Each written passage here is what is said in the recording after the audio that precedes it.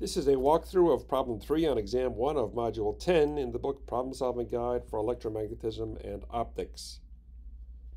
Problem 3. A laser is directed at the flat end of a cylindrical optical fiber that is surrounded by water on all sides. N of water is 1.33 and of the fiber is 1.50. What is the largest angle alpha, right here in the diagram, that will result in the total internal reflection of the beam inside the glass when it is in the fiber? So if I go at alpha, the beam will stay inside the glass forever. If I go smaller than alpha, it'll stay inside the fiber forever. If I go bigger than alpha, it'll come out into the water. We can't have a refracted beam in the water.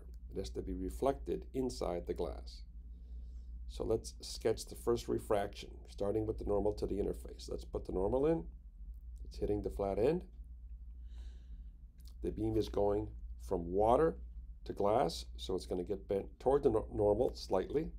Let's put that in. We'll call this angle of refraction beta. You can call it whatever you want.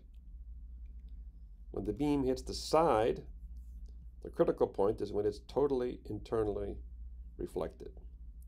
So the refracted beam is going to be at 90 degrees. Let's draw the normal for the second interface. There it is. The refracted beam at 90 degrees, that's the critical point.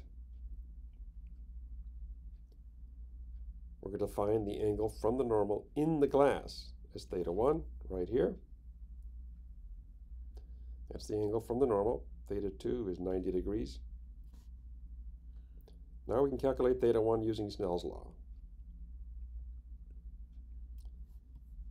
Be careful here. It starts in the glass. Theta 1's in the glass.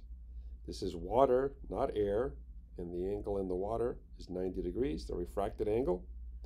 We can calculate theta 1 as 62.46 degrees. With theta 1, we can get beta just by subtracting it from 90 degrees. So beta is 27.54. With beta, we can get alpha using Snell's law, if we're careful, with the n's and the thetas. And 1, that's in the water. Alpha is the angle in the water. Beta is the angle in the glass. And 2 is the index of refraction of the glass. So we stick in all the numbers, calculate alpha, 31.4 degrees. If alpha is bigger than 31.4, if you hit it at a shallower angle, it'll come out. The light will come out into the water. Smaller than 31.4, the light's going to stay inside the optic fiber. That's problem 3.